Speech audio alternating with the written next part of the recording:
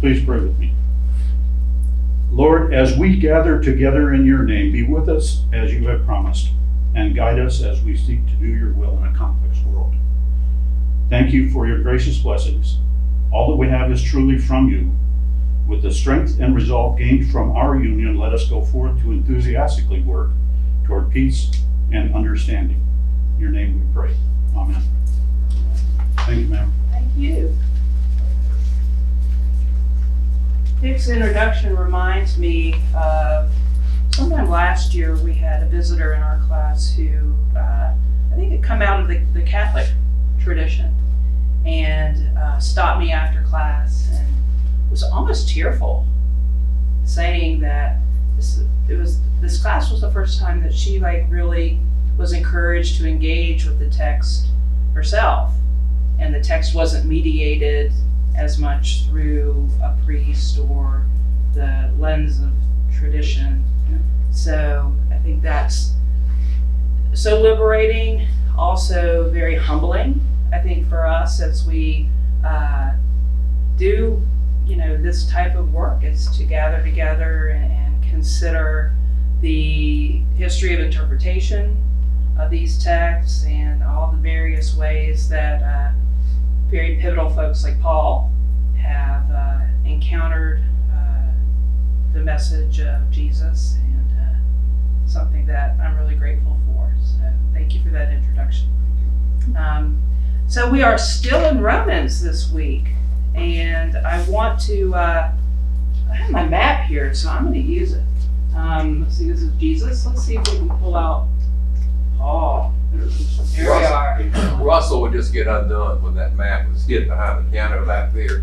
Struggle to get his map out. I love maps. I'm a map freak.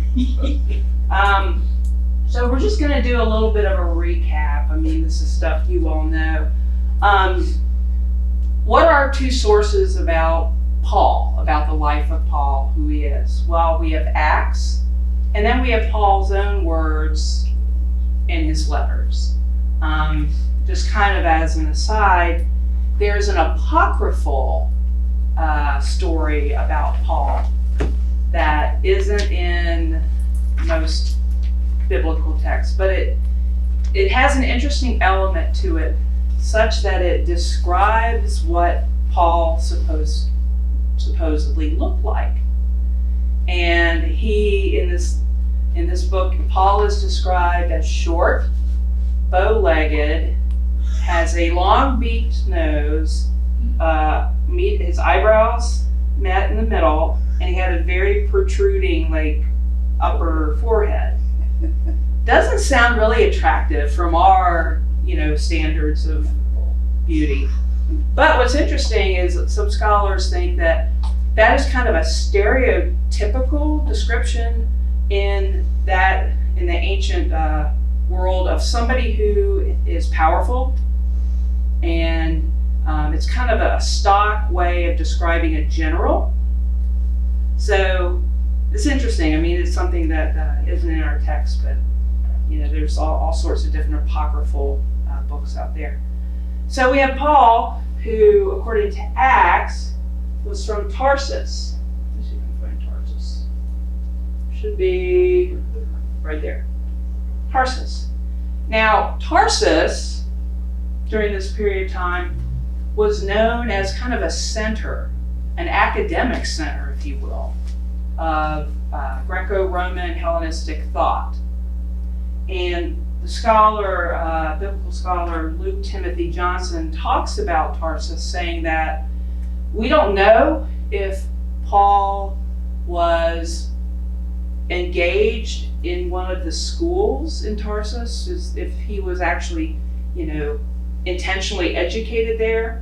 But Johnson makes the point that he would have absorbed just through the ether some of the thought and worldview of a highly Hellenistic, learned Greco-Roman city at that time. And it was a city, it was a pretty, I guess you would say, cosmopolitan area, well-to-do. You can see it's right here. It was a port city. So there was a lot of, exchange of goods, of people, of ideas. So Acts tells us that's where Paul is from. But there's another element also in Acts that suggests that because Paul was Jewish, and a Pharisee, he was educated in Jerusalem too. So he was immersed in that Second Temple Judaism, learned from the rabbi, I think it's Gamaliel, and understood kind of this emerging way of looking at Judaism called Midrash. And so he was trained in rabbinical Judaism. So from Tarsus to Jerusalem, and then we have all of his different journeys. He never made this one. Oh wait, this is one we're talking about that he didn't make. He didn't go to Rome. But the letter, as we mentioned last week, the impetus behind the letter really is to acquaint himself to the Roman emerging community of Christ followers, with the intent to get financial and spiritual support for a mission to Spain. And Spain at that point in time would have been considered the end of the earth, So that's kind of a capstone of where Paul came from, where he might have been educated, what he wanted to do, and then you can see all the places he went. Most scholars believe that Romans was his last letter. It is the longest letter, therefore it is placed first among the epistles just because it's the longest. But, so there you go. And we began our class last week. I read a quote from Howard Thurman's book, Jesus and the Disinherited. And the section that I shared with you all was Howard Thurman's grandmother expressing her absolute, resolute decision not to read or have read to her the epistles of Paul because of connotations of slavery and all of that. But I want to continue, and I'm going to share Thurman's kind of analysis of Paul as we get started going deeper into the text today. And this is Howard Thurman. It cannot be denied that too often the weight of the Christian movement has been on the side of the strong and the powerful, and against the weak and oppressed. This, despite the gospel. A part of the responsibility seems to me to rest upon a peculiar twist in the psychology of Paul, whose wide and universal concern certainly included all men, bond and free. Let us examine the facts. The Apostle Paul was a Jew. He was the first great creative interpreter of Christianity. His letters are older than the gospel themselves. It seems that because he was not one of the original disciples, he was never quite accepted by them as one who was able to speak with authority concerning the Master. This fact hung heavily upon the soul of the apostle. He did not ever belong quite. One of the disciples could always say, well, of course, you don't quite understand because you see, you were not there then. But the fact remains, Paul was a Jew, even as Jesus was a Jew. By blood, training, background, and religion, he belonged to the Jewish minority. But unlike them, for the most part, he was a free Jew. He was a citizen of Rome. A desert and a sea were placed between his status in the empire and that of his fellow Jews. A very searching dilemma was created by this fact. On the one hand, he belonged to the privileged class. He had the freedom of the empire at his disposal. And I'm going to stop right there. See all of these travels? He had the privilege of movement. He had freedom of movement. There were certain citizenship rights which he could claim despite his heritage, faith, and religion. Should he deny himself merely because he was more fortunate than his fellows? To what extent could he accept his rights without feeling a deep sense of guilt and betrayal? He was of a minority, but with majority privileges. If a Roman soldier in some prison in Asia Minor was taking advantage of him, he could make an appeal directly to Caesar. There was always available to him a protection guaranteed by the state and respected by the minions of the state. It's a bit like a magic formula always available in emergencies. It is to the credit of the amazing power of Jesus Christ over the life of Paul that there is only one recorded instance in which he used this privilege. It's quite understandable that his sense of security would influence certain aspects of his philosophy of history. Naturally, he would have regard for the state, for the civil magistrate, unlike those of his fellows who regarded them as formal expressions of legitimized intolerance. The stability of Paul's position was guaranteed by the integrity of the state. One is not surprised then to hear him tell slaves to obey their masters like Christ, and say all government is ordained of God.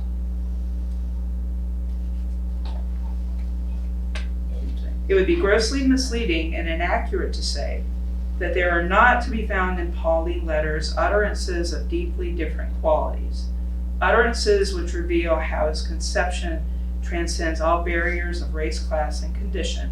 But there is the other side, always available for those who wish to use the weight of the Christian message to oppress and humiliate their fellows. The point is that the aspect of Paul's teaching is understandable against the background of his Roman citizenship. It is influenced by philosophy of history and has resulted in a major frustration that has borne bitter fruit in the history of the movement, which Paul did so much to project on the consciousness of the human race. So it's a long bit, but I thought it was important, and I thought Thurman makes good points, because the context of Paul's ministry matters.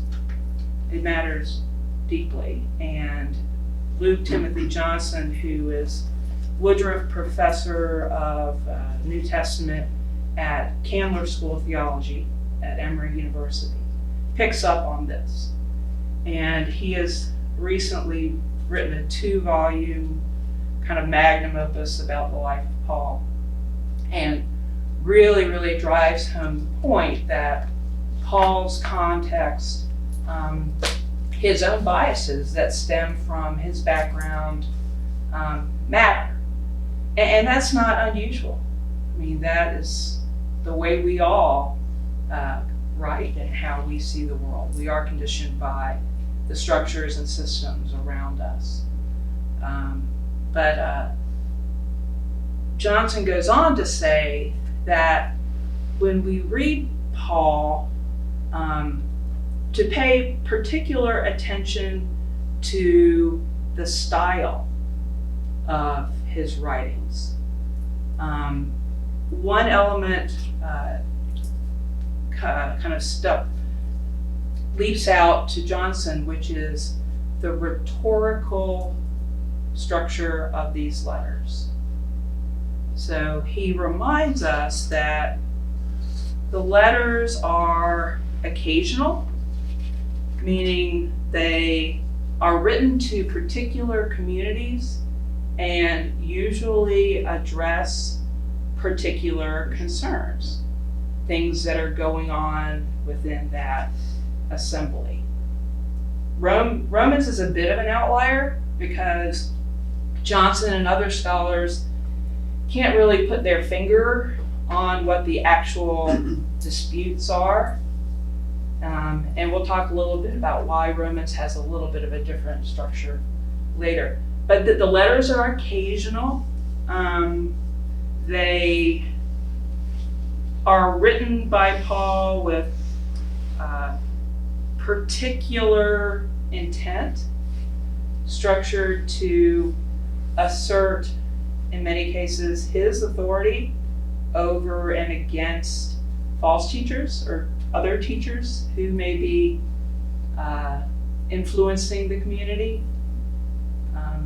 You'll notice time and time again how factions emerge. I think about, in Corinth, you have different factions who are paying attention to different teachers, and Paul writes to kind of correct them on that. And another thing is Paul actually says that he prefers personal visits. He's all in the beginning of Romans, he says, I really wish I could be with you in person, but I can't do that now. Yeah, the gathering together, right? So I think Paul would we talked last week about Paul using social media. How would he do that? He probably would prefer to do exactly what we're doing now, which is to be in person, and you get to read tone, body language, all that stuff you miss when you're just writing something. And then his second favorite way of communicating with his communities was to have delegates, trusted associates, visit. Because in Romans, we're not reading that far, but he sends Priscilla with the message. And then in others, he's sending delegates to these different communities when he himself can't be there. So really the epistolary format, the letters are not his favorite way to communicate, but he does that when he can't be there personally. And his letters are official, meaning they're not written kind of as a personal person-to-person correspondence. They are written to be read aloud to a community. And then they're written, as I said, in response to real situations. And Romans comes closest to it, but none of his letters really ought to be taken as a systematic theology. He's not sitting there writing a kind of scholastic Summa Theologica. And he's writing for a particular reason to a particular audience. The letters are really complex in composition. And they make use of community traditions. And Luke Timothy Johnson suggests that they were not written by Paul alone, that there was a Pauline school, as it were, that he would dictate, as he himself says, he dictates these letters, and it's written down by someone else. But Johnson thinks that there's evidence of input from other associates into the composition of the letters, which is interesting, something I hadn't thought about before.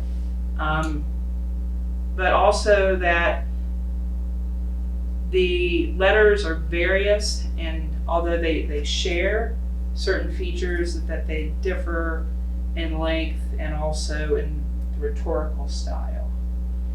So, Jane? But even just thinking of, I made the equation to speechwriters.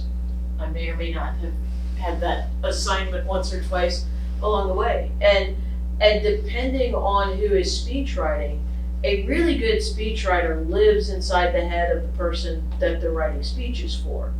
And so, I could go back, and whether we're talking presidential speechwriting or anything like that, you hear obviously the person that you're used to hearing, but sometimes you can differentiate who was that speechwriter, or sometimes if there's a collective. And so that was the first thing when you started talking about like a Pauline school, I'm thinking, oh, in that day and time, again, that difference between writing to write in communication, that's one of the biggest challenges I had in kind of coming out of one world where I was doing a lot of speech writing, was writing for the perceived written word versus writing for the spoken word. And you really change. It's like, because you hear yourself writing as you're typing. It's a really unique kind of thing. And that's the stuff kind of drove me here. Obviously, different technology and across the millennia. But how fascinating to think that really that concept of folks who could say, I could write a better speech for, that person than they could even themselves. Did it get to that point where there was somebody who was so engrossed in trying to literally think Paul's next thoughts for him, kind of thing. So Yeah. anyway, that was kind of an interesting. No, I think that's a really good point, Jane, and I think that's in line with what Johnson is trying to say. And it leads me to another element of this, in that Paul's letters are meant to be read aloud, and they contain certain rhetorical conventions.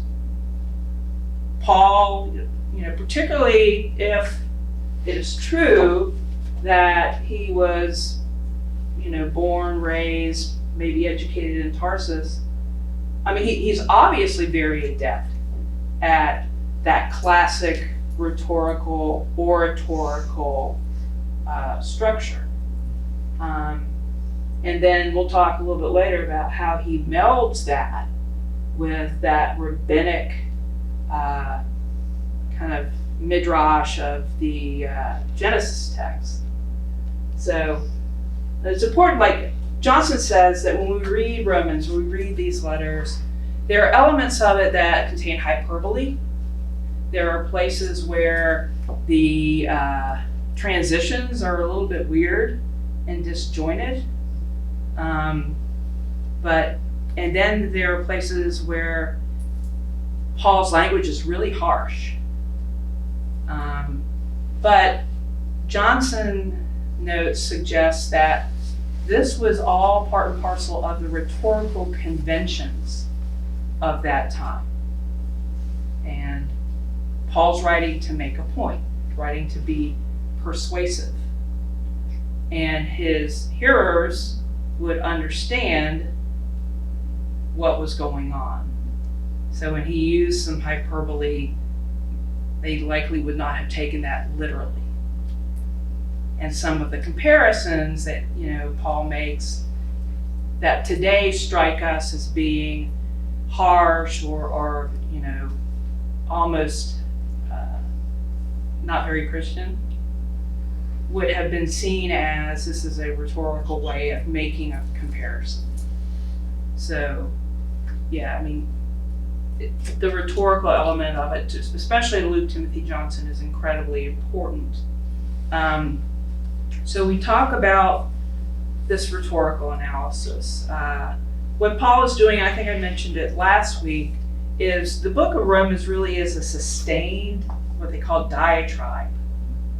Now, when I hear the word diatribe, I think of somebody up there like just going off and hammering somebody, but that's not really what it means. But it's a convention where you have an interlocutor, a questioner, asking these, when you read Romans, you can see it, the rhetorical questions, right? And so he structures it such that these rhetorical questions are out there to anticipate objections to his thesis, right? And so it's a dialectic, thesis and then response, back and forth. And that's part and parcel of that classic oratorical and rhetorical structure. And I also want to bring in, which I don't think I mentioned last week very much, Paul, because Paul's a diaspora Jew, we think. If you grew up in Tarsus, part of the diaspora. But scholars think he shared much of Second Temple Judaism's apocalyptic worldview. And so again, when we say apocalyptic in our modern context, it's almost like the Tim LaHaye novels, like the world is coming to an end and there'll be, the gnashing of teeth and all that. There was some of that, but apocalypticism really wasn't as scary. It just meant that there was a short eschatological horizon, meaning that the dawning of the kingdom of God, the new age, was upon us.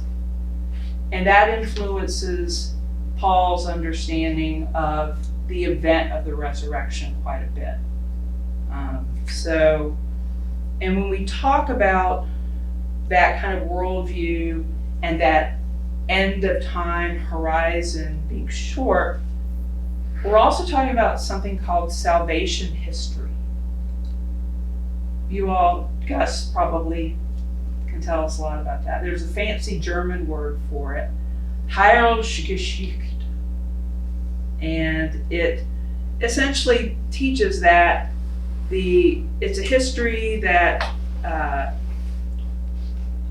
says that there's an already and a not yet, or a not yet and a to come, that Christ's return to earth is going to happen, and that God has been active, is active in the world to bring about God's kingdom. And Paul sees that, because of his experience of the resurrected Christ, sees that as happening now, and which also lends that sense of urgency to what he writes about in Romans and in other letters. So what I thought we'd do is, the scholar Paul Achtemeier suggests that reading the text that we're going to read today is part of a larger section that begins in chapter 3:31 and goes to the end of chapter 4. But I'm just going to go ahead and read the text that's in our book, and I'd love to get your responses to it. So that would be, where am I? It's helpful that they put the dates in here. Page 38, close to Okay. July 16, somewhere in I there. got it. Okay, so this is Romans 4:1-12. What then are we to say was gained by Abraham, our ancestor, according to the flesh? For if Abraham was justified by works, he has something to boast about, but not before God. For what does the scripture say? Abraham believed God, and it was reckoned to him as righteousness. Now to one who works, wages are not reckoned as a gift, but as something due. But to one who without works trusts him who justifies the ungodly, such faith is reckoned as righteousness. So also David speaks of the blessedness of those to whom God reckons righteousness apart from works. Blessed are those whose iniquities are forgiven and whose sins are covered. Blessed is the one whom the Lord will not reckon sin. Is this blessedness then pronounced only on the circumcised, or also on the uncircumcised? We say, faith was reckoned to Abraham as righteousness. How then was it reckoned to him? Was it before or after he had been circumcised? It was not after, but before he was circumcised. He received the sign of circumcision as a seal of the righteousness that he had by faith while he was still uncircumcised. The purpose was to make him the ancestor of all who believed, of the circumcised, who are not only circumcised but also follow the example of faith that our ancestor Abraham had before he was circumcised. Okay, so let's kind of break that down. I want to ask you some of your responses to that very first verse. What then are we to say was gained by Abraham, our ancestor, according to the flesh? Now in the Greek, that word flesh, sarkos, of the flesh. When you hear that, what does that suggest to you? Abraham was our ancestor of the flesh.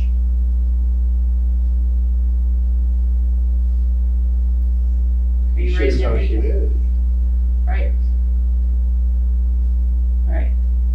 of the pneumos of the spirit, but of the flesh.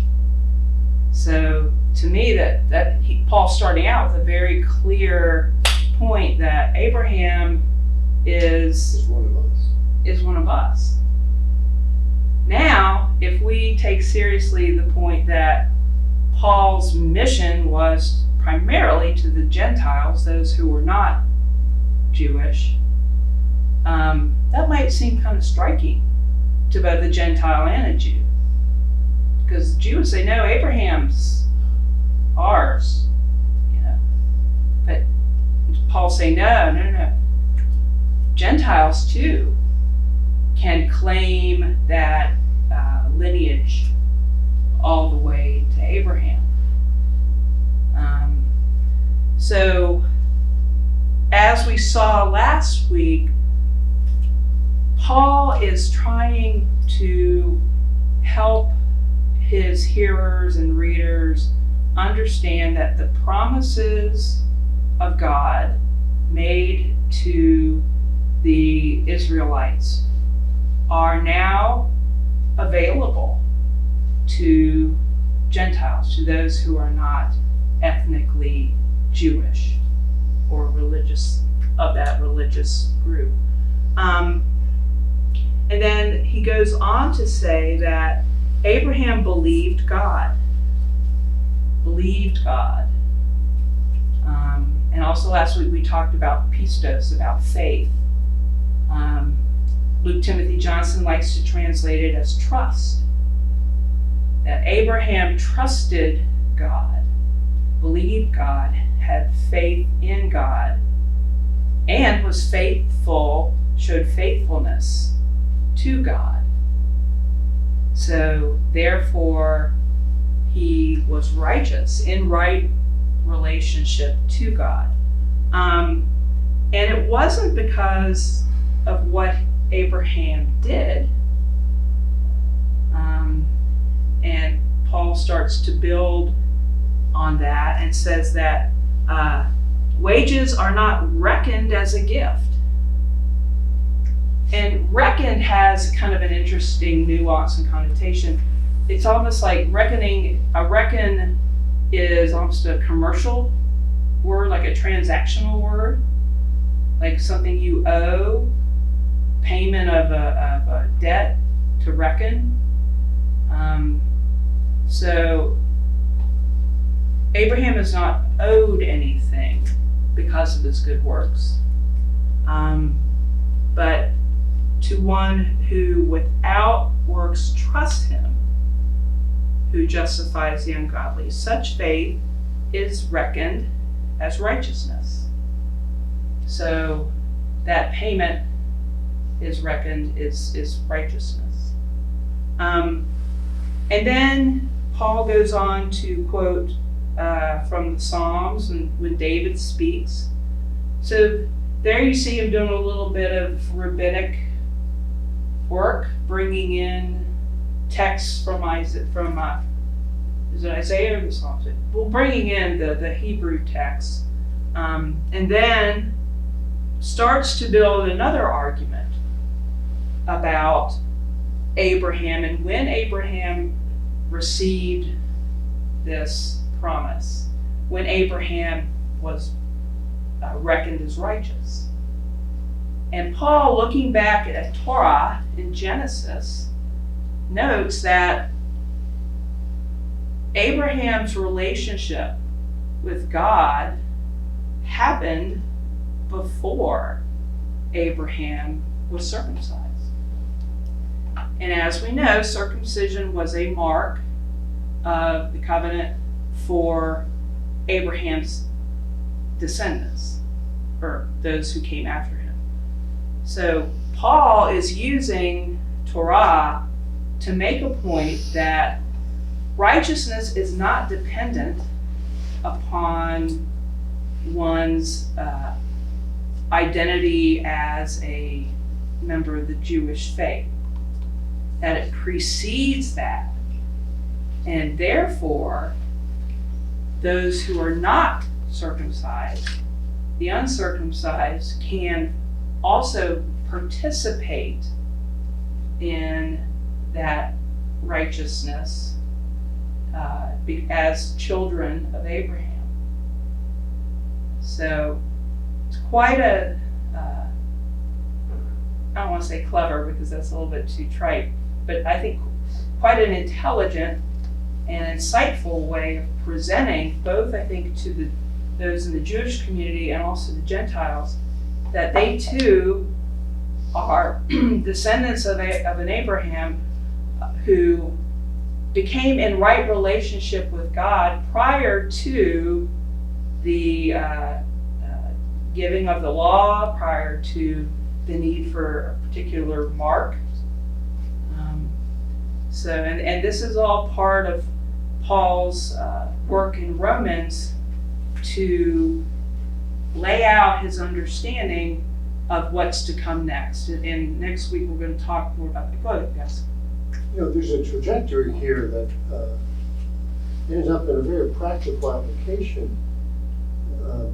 In pastoral care, when there's a child who is born and who may not live, whose survivability is in doubt, sometimes parents have asked for that child to be baptized before the inevitable may happen. Right.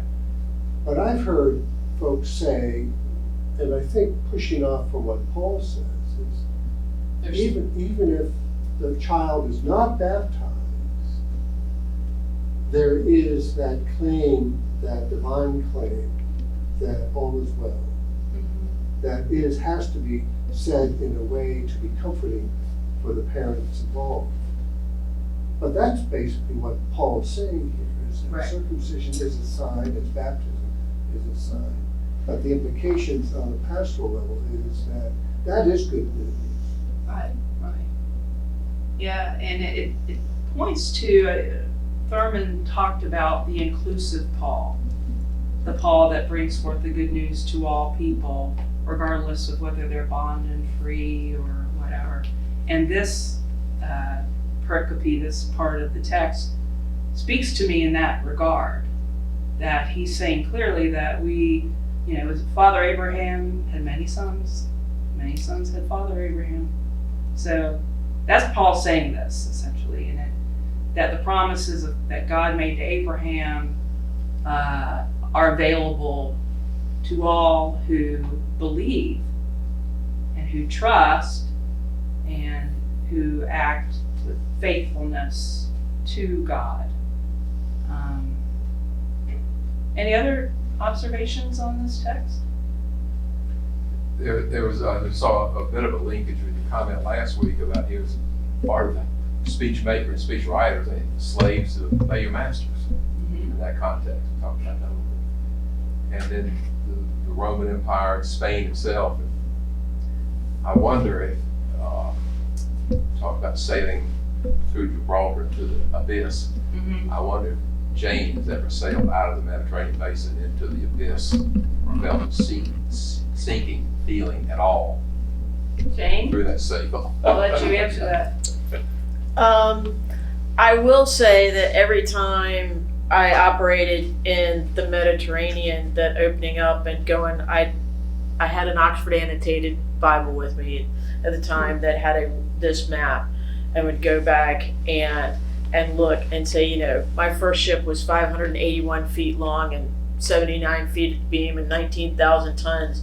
And I said, I can't imagine doing any of this. Because some of those looks like, that could have been my first deployment, because it's going through, going around, going over to Haifa, coming up and around, being in the areas in and around Greece and Turkey. And then my favorite, though, is what you're saying would have been a projected, though, is the travel up to Rome, because it went, he supposedly went through the Strato de Messina, the Straits of Messina, which is literally when you get to see land on either side, and there's a cable that runs across from mainland Italy over to Sicily. So yeah, it was very much presence in terms of seeing this. As to say, I can't fathom doing it with, I had a lot of electronic navigational support, at hand, and just to be able to do this and go out on a voyage and trust your navigator, seaman's eye, and and maybe a sextant. It's amazing. But forever, whatever boldness it took to sail through that strait into the abyss, into the unknown. Or not knowing that even, when you came upon and you saw land, whether you were seeing, Sicily or it could have been North America. I mean, to not have that visual of what that edge of land was that you were seeing. Yeah. And to your point, David, it kind of like reinforces to me that urgency and that profound, the encounter that Paul had with the risen Christ was obviously so transformative and so compelling that led him to risk his life, obviously, and take on these journeys. It really is astounding, and Christ created that boldness, yeah, that personal boldness in his life. yeah. There's a whole host of literature that likes to psychoanalyze Paul, and Thurman got into that a little bit, but some authors kind of say, well, his zealotry in persecuting Christians was just turned into a zealotry to spread his gospel. What would compel that, tenacity and boldness, as you say? But I'm going to take Paul at his own words and accept that it was that encounter that he had that led him to be the greatest evangelist and missionary of that early Christian time, and probably ever. Because when you think about it, the early followers of this Christ were, came out of Judaism, and really had it not been for Paul, what we now call Christianity may have just remained a small subset of a larger Judaism. And Judaism has always been diverse, still is. But Paul in his letters, explicates, creates an understanding of, as we just read, that, this risen Christ is for everyone. And then not only did he say that, he went out and spread that message literally to the ends of the earth. Any other reflections, thoughts about Paul?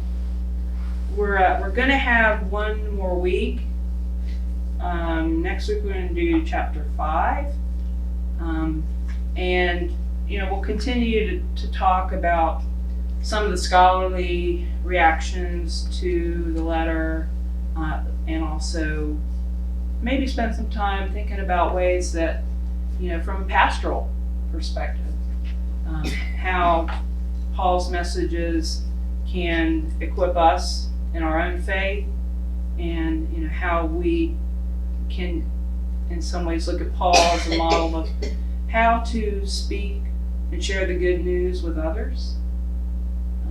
So I think there's a hunger for that out in our community, and I mean that locally and also broadly, because I reflected again, and I've read a little bit more about this change in American Christianity, how the nuns, meaning not the Catholic nuns, but people who say that they have no religious affiliation, that was skyrocketing for many years, but now it seems to be leveling off, and that mainline, which we are, Christian communities, denominations, are starting for the first time since 1980, according to PRRI surveys, starting to see kind of a little bit of a renaissance, perhaps. And so that energy, that momentum, I think gives us an opportunity to step out a little, to be bold, and to welcome folks who maybe, are leaving. And we've seen it here in our church. This is a growing church. And I've personally met folks who have come to us from more evangelical backgrounds. As I mentioned before in the beginning of the class, people who come from Catholicism. And we have a message that we can share, and it's one of hope, of liberation, of experiencing the resurrected Christ, and being able to engage fully, intellectually, emotionally, spiritually, in community and with these texts. So we'll talk some more about that next week, and I would love to hear your insights as to ways we can help spread that good news. So, thanks.